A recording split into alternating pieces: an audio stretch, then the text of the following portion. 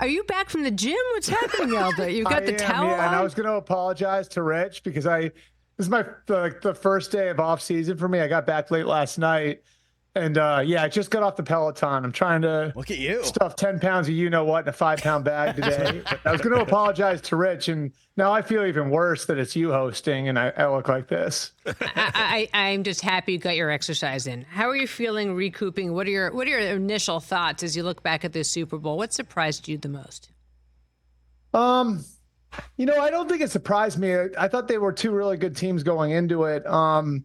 I think, the biggest takeaway I have, I made this decision after the AFC championship game that I was retiring from picking against Patrick Mahomes, and retirement's treating me well right now, I would say. It seems so inevitable, Suzy. And I think, even though stylistically they're different, it feels the same as it did with Brady. When you hand the ball back to him at the end of the game, you're asking for it. And I think the Niners made the right decision in overtime to kick the field goal when they did. But now, with the benefit of retrospect, it's like you look at it and it's like, well, when you give Patrick Mahomes a chance to win a game in the playoffs, he's almost always going to do it. And it was just, after they kicked that field goal, that feeling in your gut that it's over. It was sort of the same feeling I had when the Patriots won the toss against the Falcons in Super Bowl 51. You just knew it was over, And so, I think we start talking about Mahomes and the same vein we have other great athletes. That doesn't mean that his body of work when he's done with his career is going to be what Michael Jordan's is or what Wayne Gretzky's was or what, Tom Brady's was. But he's certainly on that path, and there are the markings of that sort of career, no doubt. 3 championships and 6 years as a star is pretty good. I'm curious about what your thoughts are on some of the players for the Niners, seeing that they didn't know the rules for overtime. Would you have ever, if you had been Kyle Shanahan, would you have ever set up Patrick Mahomes to have an objective to know exactly what he had to do when he got the ball back? Yeah.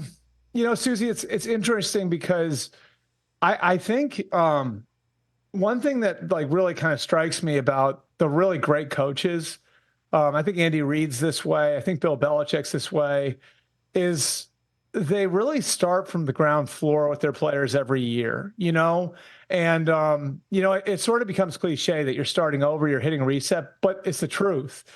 And as complex as what Andy Reid does on offenses, or as complex as what Bill Belichick does on defenses, all of their players are really masters of the simple. They're masters of the rules, And I think you can even see it with Mike Vrabel's teams with the Titans, right?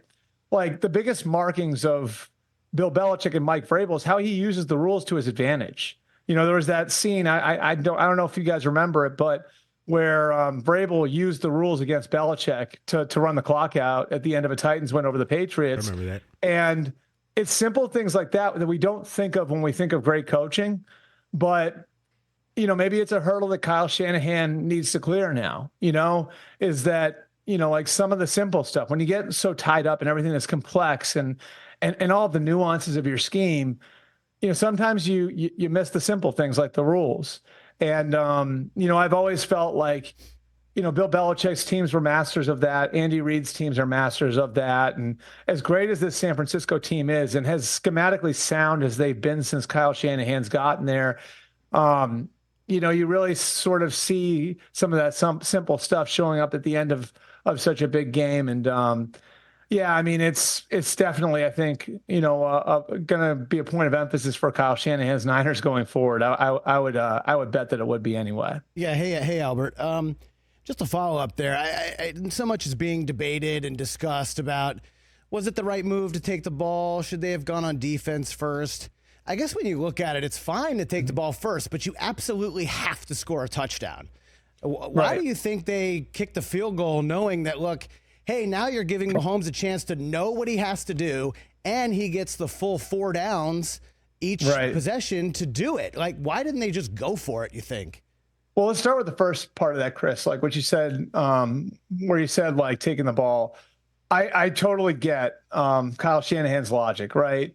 Like in the thought that if we match each other, that we get the first crack in sudden death. Right. Like that does make sense to me that you would think that way. But I got to tell you, like when I was talking to Chiefs coaches in the locker room after the game, to a man, they all said they were surprised with what Kyle did. And the main reason why is exactly what you just said, which is that they made it a 4-down game for Patrick Mahomes. And so, essentially when the Chiefs got the ball back, if the Niners scored, they were giving Patrick Mahomes 4 downs to churn out first downs. And they thought that was really the fatal flaw in Kyle Shanahan's strategy. And sure enough, you get in that 4th and 1, right? Like the Chiefs might punt that. Like, because if the Chiefs are sitting there at the 30 or wherever it was, 30, 35, right? If they don't pick up that 4th down, the game's over, right? In this case, it wasn't even a decision. You had to go for it, obviously, right. So I think that was sort of the biggest flaw in the logic. What was the second part of your question there, Chris? Oh, I was just saying, like, should they have kicked it at all? Yeah, should they have kicked it at all, or should they just have went for it? Because even if they don't get it, the Chiefs now have the ball inside the 10, maybe the 7 or 8 yard line, and then they have to go about 60 yards to get in. I mean, Bucker was making everything, so maybe 50 yards, but still. Yeah. I don't have it offhand in front of me. Where were they? They were at the 6, I think, right? Is that right? I'll look. Just keep going. I think they were at the 6 or the 7. I would just say, like, I think 4th and goal from like the 6 is much more difficult than 4th and 6 from the 26, say, right? Yeah. And I just think in that spot, with the way that the Chiefs defense had played and the way that the Chiefs defense plays in those sorts of situations, how good Steve Spagnuolo is situationally. 4th and 4 from the 9, Albert. 4th and 4. They were from the 9, from the 9, yeah. That's really tough, Chris. But they only need to get 4 yards. Huh? It was 4th and 4. Oh, was it 4th and 4 from the 9? It wasn't 4th and goal. God, it was 4th and 4. Yeah, 4th and 4. Yeah. It's still a contested area. But yeah, I mean, I could see that. I guess then you're playing the percentages, right? Like, would I rather gamble that my defense can stop them from going 75 yards? Right. Right. Or you run the ball, on 3rd and 4 yards in one play. You run the ball on 3rd and 4. McCaffrey was great on that opening drive in overtime. Right. And then maybe it's 4th and 1, it's 4th and 2. And you play it like a 4-down situation. Right, yeah, exactly. I got you. Yeah. That makes sense to me. Yeah. And I do think like there were definitely places in that game, Chris, where Kyle Shanahan could have leaned more into the run game. I mean, it looked like they'd run the ball well. And I know this, like I just talking to Steve Spagnuolo after the game, one thing that they did, if you watch, and this is sort of an inside football thing, but early in the game, they were matching personnel. So when the Niners went base, the Chiefs went base. When the Niners went into 3 wide, 4 wide, the Chiefs went into nickel and dime. Mm-hmm. Steve Spagnuolo made the conscious decision there late in the first half to just leave his nickel on the field and rely on his D lineman to win up front, which I think that's part of the reason why the Niners at the end of the game were able to run the ball a little bit more. Mm-hmm. So that would be, I think a point for the idea of running the ball. And then, again, like how tired the Chiefs, defensive front must have been by the end of the game. And Spags even said to me that they were a little worn down. And then, you add how well McCaffrey ran it on that last possession. I think you certainly say the right thing to do would have been to play that like a 4-down situation. Yeah, especially when Kyle decided midway through or early third quarter to go for it on 4th and 3 at the Chiefs 15. Right. If he and he actually like flat out said after the game, like maybe he wouldn't have done that if it wasn't Mahomes on the other side, right? Right. So you follow that line of thinking when you take it to overtime, knowing that it's going to take a touchdown to beat these guys in overtime. Yeah. I just thought maybe go for it again, and if you don't get it, force them to go. Yeah. Hey, Chris, how about we simplify this? Don't give the ball back to Patrick Mahomes. Exactly. Yeah. Don't give the ball back to him. Like he's on the other sideline. Anyway. I mean, that's what it felt like, Albert Breer. It really felt like the old days when we would watch Brady get the ball back, and we saw it obviously in regulation, but in the old days, we'd be like, "Oh, you idiots! You're giving the ball back to Tom with a minute and a half." Right. I mean, like, what are you thinking? And that's why they should have Dan Campbelled it and go for the touchdown, go for it rather than kick, because then you're at least putting yourself in a position to succeed. It's almost like the old time cartoons where they set it up and then the door's open. Well, if you want to take it to another level, I think we would have all understood Dan Campbell's decision making a lot more in the NFC Championship game if it was Patrick Mahomes on the other side, right? Mm-hmm, mm-hmm. So I do think, and that's honestly, like, Suzy, why I think that's the flaw in analytics. There are so many elemental things that go into this, right? There's so many little pieces. Like, I made this argument with Rich a couple of weeks ago. Like, it's an art and science thing to me, right? Like, there's the science, which is the numbers, and then there's the art of it, which is understanding everything. How's your defensive line feeling? How's your offensive line feeling? How's your quarterback playing? How's the other team's quarterback playing? All of those things. How's the weather? You know, like, what do you see when you look in your quarterback's eyes? Like, all of those little things go into these decisions. And I certainly think, like, you know, given the situation, given the history, given who Patrick Mahomes is and has been, you know, like, he's Brady in that way. Like, when everything's going like this, like everything's shaky and moving up and down, he's like that, right? That's the guy you don't give the ball back to. Albert Breer joining us here on the Rich Eisen Show. Suzy Shuster in for Rich Eisen. What about Chris Jones? What's going to happen with him as we look ahead? I get the feeling, just having talked to him the last few weeks, that he wants to be back in Kansas City next year. Now, how possible is that? I don't know. I mean, he's got like a freeway to the free agent market now if he wants to take it. So he will be a free agent if he, wants to be one. And, the Chiefs, obviously the numbers on Patrick Mahomes and his contract are what they are. And the Chiefs are going to have to pay some of these guys coming up. L'Jarius needs a free agent too. What do they do about him? They've got this great crop of second-year players. All those guys are going to be eligible for new contracts after next year. What do you do about Travis Kelce? Do you feel like you need to add another weapon to the offense because maybe Travis Kelce is a year closer to being a more ordinary player, not the superhero that he's been for the last decade or so? So these are all things that you really have to think about, Suzy. And, I think you sit down with Chris Jones and you say, we want you to finish your career as a Chief, and we want to do something that's going to work for everybody. And I just think the problem with that is you had time to pay him. And the way most players would approach that is, well, I just took on 2 years of additional injury risk, my contract year, and then, the year my contract year and what was it? No, he wasn't on the tag last year. I'm trying to think now. No, he wasn't on the tag. So you took on the extra year of injury risk, coming into this year without a new contract. And they're going to say, well, you should have come to me with this a year ago. And things did get a little more get a little contentious last year. So, I think it's going to have to be sitting down and leveling with the guy and trying to find a way to get something done. I know this, the way he and his agent played this worked out perfectly. He winds up hitting almost all of his incentives. He's still a great player. And he's still enormously valuable to that defense. That defense isn't the same without Chris Jones. So he certainly has leverage here, and it'll be interesting to see how he chooses to use it, because he was certainly willing to use leverage last year. No doubt. Will this Super Bowl put to rest the arguments about Brock Purdy and his worthiness?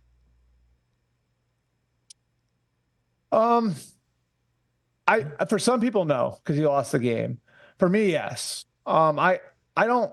If we're talking about, is he a top 10, 15 starting quarterback in the league, I think that's settled.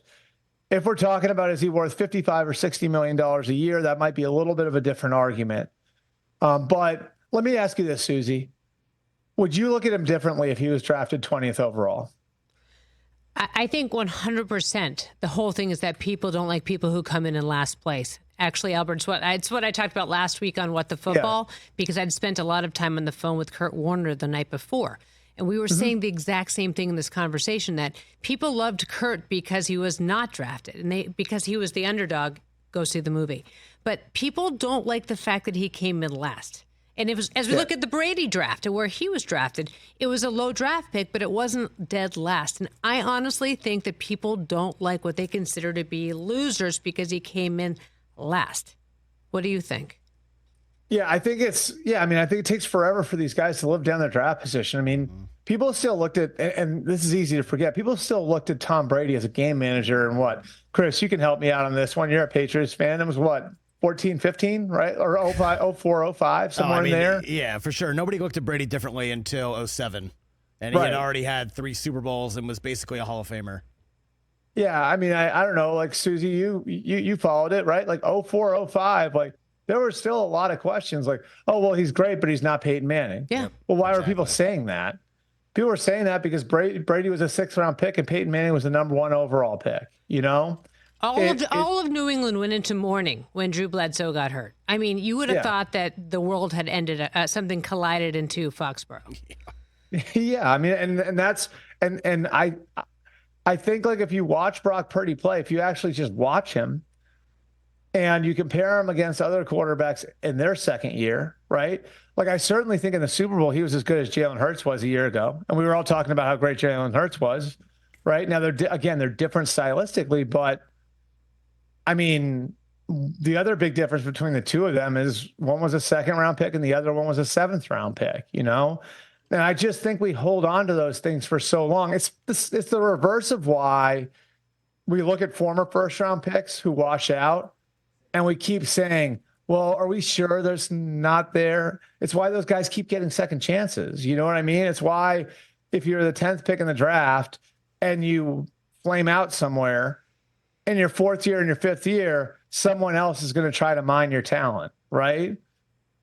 It's the reverse of that. It's people don't want to accept like what you are as a player because people were wrong about you when you were drafted. You know, that conversation I had with Spagnuolo after the game, Suzy, on his own, he said, Brock Purdy is really good when he was referencing why he changed what he was doing in the middle of the game. And they came off of playing so much zone and they went almost exclusively to playing man coverage. He was like, Purdy was identifying what we were doing and ripping apart our zones. And say we could not stay in that defense because of who Brock Purdy was as a player. So we had to put more in our corners and play more man defense, and it wound up working out for them. But they were adjusting to what Purdy was doing, not the other way around. And so, yeah, I mean, I can still remember this summer. And this summer I had a conversation with a close friend of Kyle Shanahan's who coaches for another team now. And he was like, how much Kyle loves Brock, right? And I was like, yeah, no. He's like, no. You realize how much he loves him. I said, well, what do you mean? He goes, I can tell by the way he's calling plays for him how much he loves him. And then I asked Kyle about that a few days later. He was like, yeah, definitely. I call plays differently for him. So it's not people in the sport that are saying these things. It's people on the outside who like to simplify these things too much. And I think that's why there's a lot of people who woke up Monday morning saying, well, one team has Patrick Mahomes and one team has Brock Purdy. And it's true that Brock Purdy is not Patrick Mahomes. But these aren't all black and white arguments, We're talking about the best player in the sport. That doesn't, because he lost to the best player in the sport, doesn't mean Brock Purdy can't be the 5th or 8th or 10th best quarterback in the league. It's not black and white, yes or no. There are shades of gray here. And I think Brock Purdy has a chance to be a damn good quarterback based on everything that I know. But Albert Breer, do you think already is one, actually. Already is one. Do you think that Shanahan then called plays to make Brock Purdy look good with his arm rather than run the ball maybe more efficiently in the game? I think Steve Spagnuolo has a way of influencing teams to abandon the run. With his run blitzes, with his fronts, with different looks he gives you. I think if you look at the Baltimore game, he did the same thing, and that's the most run-heavy team in the league, right? I think Baltimore, and again, you have to look this up. I feel like I'm totally unprepared. I keep telling you guys to look things up. I think Baltimore ran the ball, 16, 18 times in that game? That's so unlike the Ravens. And it's not like that was a blowout. Like that was at worst a 10-point game. I think the biggest deficit the Ravens were in that game was 10 points.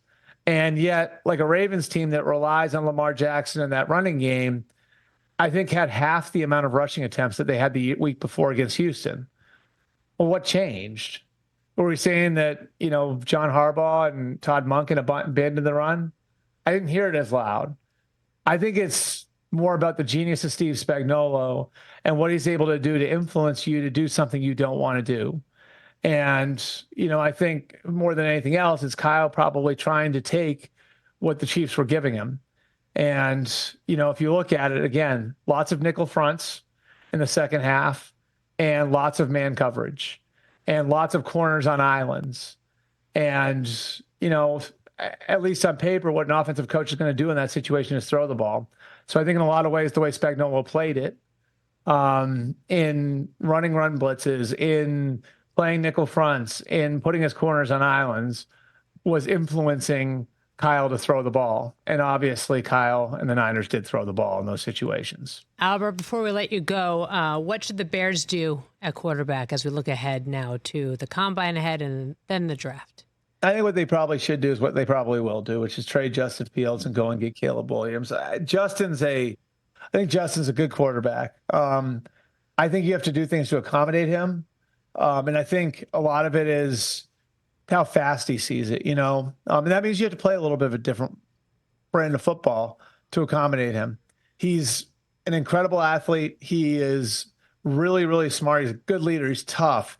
He's got all these traits. He's got a big arm. He does have natural accuracy. But that question that was there when he was coming out is lingering now. It's like, how fast does he see the field? And that's why you see him holding the ball in a lot of these situations. And so I think there's a limit with how far he can go. And there are accommodations you have to make for him. I think Caleb Williams, if he is what a lot of people think he is, you have to take him. I've heard scouts, say to me like that Trevor Lawrence, Andrew Luck, Peyton Manning, John Elway tier of prospect doesn't mean he's going to become that, but that tier of prospect, Caleb Williams is on that tier. And, I've talked to Cliff Kingsbury about it, who's coached both guys, who said the similarities between the two are eerie. There's a lot that ties the two together. Now you do have to investigate all this stuff about who he is as a person and his personality and all of that different stuff. But everybody in the USC program seems to love him. And you get to hit reset on that rookie contract for your quarterback clock. You add all of it up, and this seems like it's a relatively academic decision for the Bears. You go and you see what you can get for Justin Fields. You hold on to the number one pick, and then at the end of April, you draft Caleb Williams there. Right. We know that Tomlin likes Fields. We know that already. But what do you think are the landing spots for him? I think the landing spots for him are probably sitting there right in the middle of the first round, right? So it's the teams that need quarterbacks that might not quite be in the range to get one and maybe don't have the appetite for giving up the amount of draft picks it would take to go and get one in the top three. I think right now the Bears, the Commanders, and the Patriots can get a ransom for those three picks. Caleb Williams, Drake May, Jaden Daniels. Caleb 1, Drake May, Jaden Daniels, in whatever order you have them. I think after that, from most of the people I've talked to, depending on what you think of J.J. McCarthy, there's a drop off. And so I think for Justin, his sweet spot probably be one of those teams that are picking right there in the middle of the first round. And that might be just out of range for going and getting one. So I think Vegas is a little bit higher than that, but they're sort of in that range. I don't know if they go and get him because they have his old offensive coordinator from Chicago, Luke Getsy. Atlanta's one that, at least on paper, makes some sense naturally. I do like Pittsburgh. Arthur Smith's very creative in what he does with his quarterbacks. And I think the way you look at it, Suzy, it's sort of like Baker Mayfield last year, right? Like Baker Mayfield, in a certain way, washed out of Cleveland because of circumstances. I think Justin Fields is washing out of Chicago because of circumstances, because his team wasn't the worst team in the league, but because of a trade happens to have the number one overall pick. And at least for next year, he's relatively cheap. So I think he could be a good get for somebody sitting there in the middle of the first round. I'm not saying they're going to trade their first rounder for him. I think he probably takes some combination of a day 2 pick and a day 3 pick. But those teams that are sitting in the middle of the first round that might not be in position to get one of the top 3 could go and get him. Albert, thank you for your time. Don't forget to stretch. Go hit the showers. We really appreciate it. All right, thanks, guys. I'll try to bring my research with me next time. Sorry about the. Hey, cold plunge. Don't be ridiculous. Unprepared. I mean, I got wet hair back here. I just turned Brockman into my own research department. We're all jumping in, and by the way, like he doesn't do anything anyway. So Albert, make him do something during the show. I'm gonna send you an invoice, buddy. All right, by the I way, appreciate it. it's a big fat invoice too. He owes me for the weekend. See you, pal. Catch the Rich Eisen Show every single day on the Roku channel, 12 to 3 Eastern, for free.